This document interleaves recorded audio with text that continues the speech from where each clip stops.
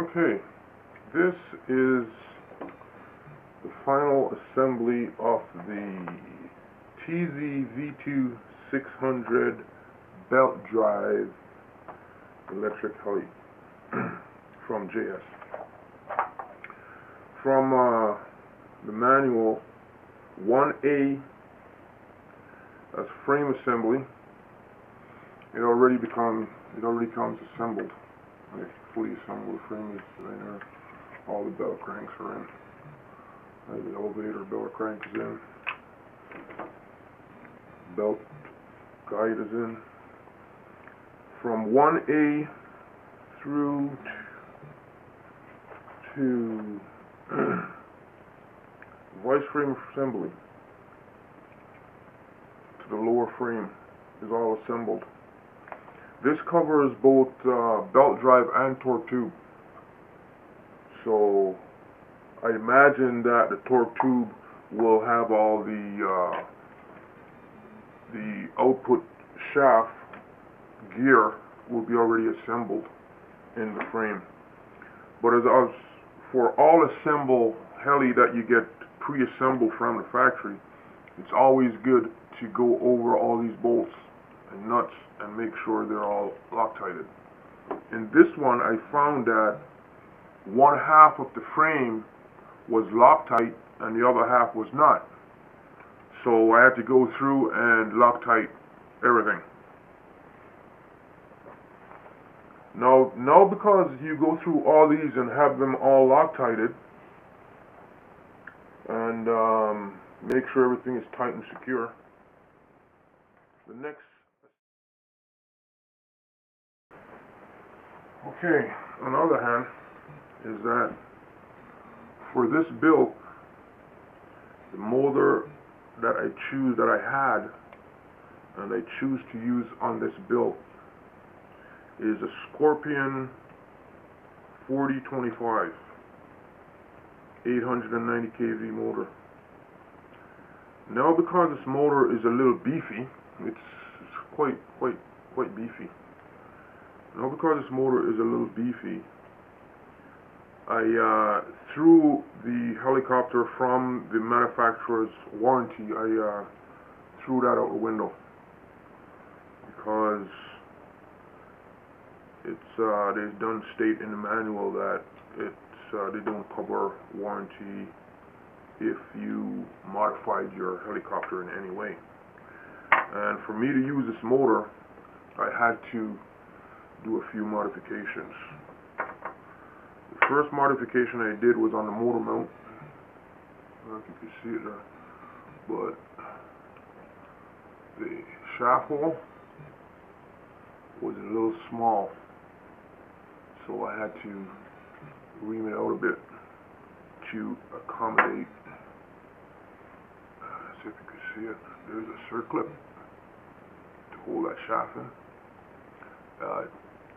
But without the modification, without me reaming out this, and I mount this on the motor and I tighten it down, it binds against the circlip. So I had to make room on the motor mount to accommodate the circlip and make sure the motor spins free, which I have done. And I mounted it and it was working really great. Okay, let's take care of one part of the motor. Now, because this Scorpion 4025 is a little beefy, I run into another problem with the frame. When I test fit the motor onto the motor mount and I mount it in the frame, I found that these lower side frames across the bottom, that they were too close. So when I mount the motor in there, these were squeezing against the side of the motor, would prevent the motor from spinning up or damage the C10 frame. So what I've done in my next modification is that, I don't know if you could see it, what I've done is that I keep the original spacer in the side frame, but I went and I put some nylon bolts, or sorry, nylon nuts. You can pick them up at Home Depot anyway. They are 3mm thick. Alright, so on each retaining screws and nuts and spacers on the lower frame, I put one of these nylon nuts on there on both sides of the frame. So they're 3mm thick on each side, so it gives me a spacing of 6mm total, opening up the complete frame. Now I'll read on here on Hobby King website where guys cannot set 5,000 milliamp 6L in there because the frame is too narrow. So with this modification, a 5,000 milliamp 6L slides in there no problem. I have test fitted it and it works beautiful. Like I said, it throws the warranty out the window, right? But it's what I want to use, and I'm going to do it. Okay? The next modification that I run across going down the line is that the struts, the skid struts, now because you spread the frame, you're going to also open the holes for the bolts and nut for the skid struts. So you're going to at least need at least 3mm on each side, alright, to let the holes line up through. Alright. The next modification from the first that continues down the line is that this cross member brace, this is for the tail support strut, right? So this is center of the lower frame, which would prevent you from sliding a big battery in here because of this cross member. So what I'm going to do is I'm going to remove this cross member from here, and I'm going to attach the strut from here. So I'm going to have all the space open up so I could slide my battery from behind. Alright, so I'm going to go here, and the strut is going to go up to the tail boom. And as for modification, that's where I am so far. Okay, moving on the build. Our next step is assemble 3. So you got your frame, you get your frame out of the bag, you check all your nuts and bolts, and make sure everything is all nice and Loctite and then tightened in. Next step up, and then you put on your skids. Okay. The next step up is your main rotor head. This also comes pre-assembled. Alright, so you cut the bag and you slide her out. Comes with the rotor head. And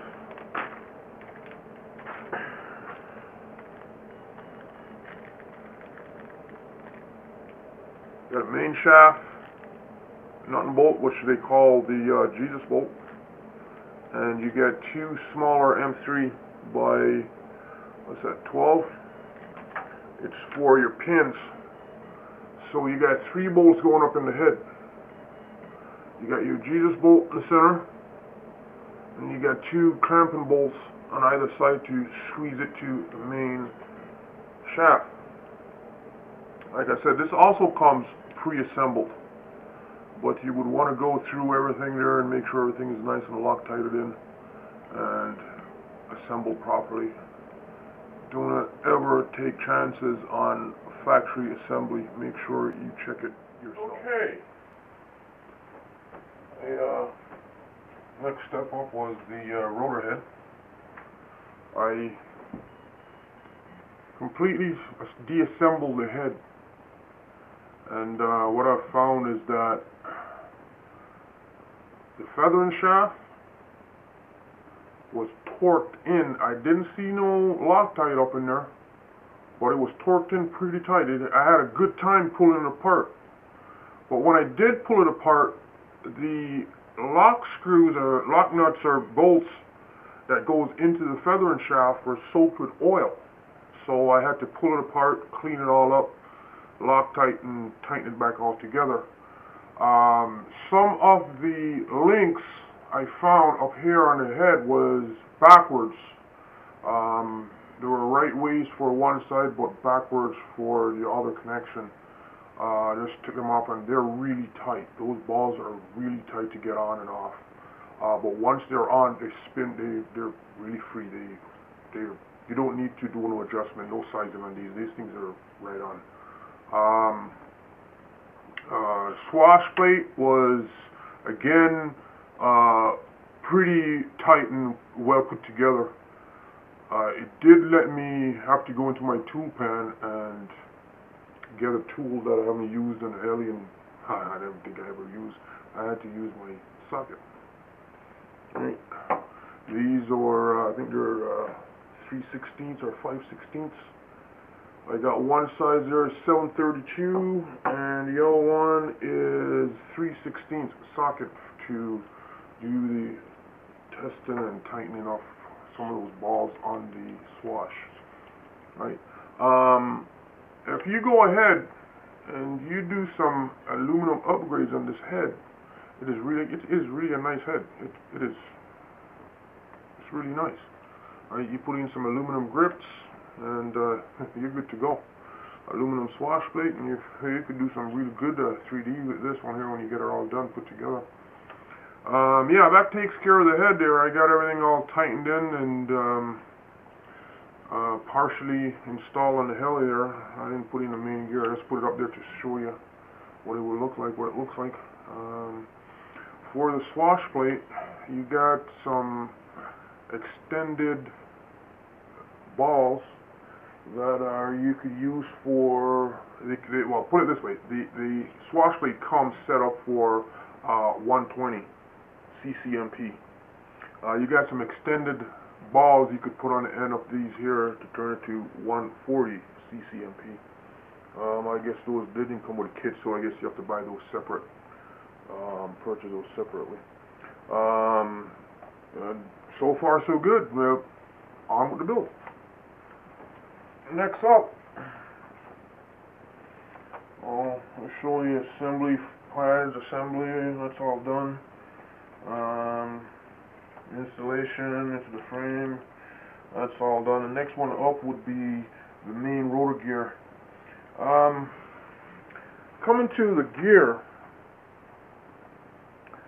in the package that holds the collar for the main shaft and the lower main bolt for the bottom where you're holding the anti-rotation gear, there is a spacer.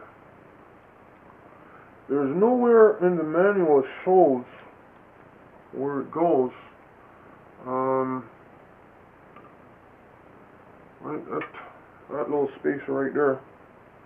There's nowhere in the manual that shows where it goes, but I am assuming that it would go down in here between, I would say, either between the bottom bearing block or the lower bearing block to pick up any slop with the main gear, if there's any slop, up and down slop in the main gear. So I would really think that's where it would go. So you would more likely have to assemble the whole thing, tighten everything in, and see what kind of play you got. And if you got any slop on that lower gear, then you would probably go ahead and put that in. The motor installation, to achieve a good mesh between the main gear and the motor, I had to do a little bit of dremeling. So I used the sand-off wheel on the Dremel, and right in here, I had to Dremel out just a little bit on both sides to give this motor good movement for proper mesh.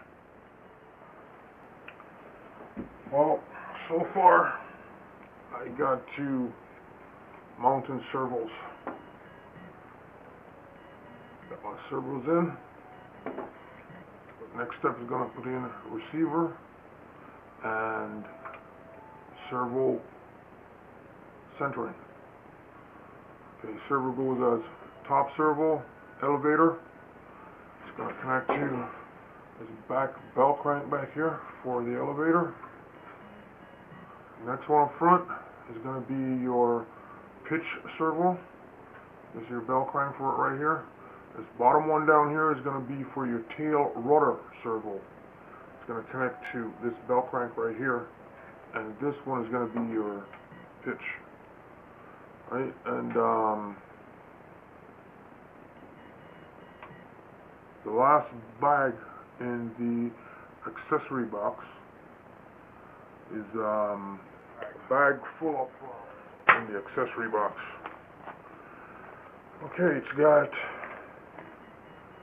I think it's got like three hook and tie belt, hook and loop belt,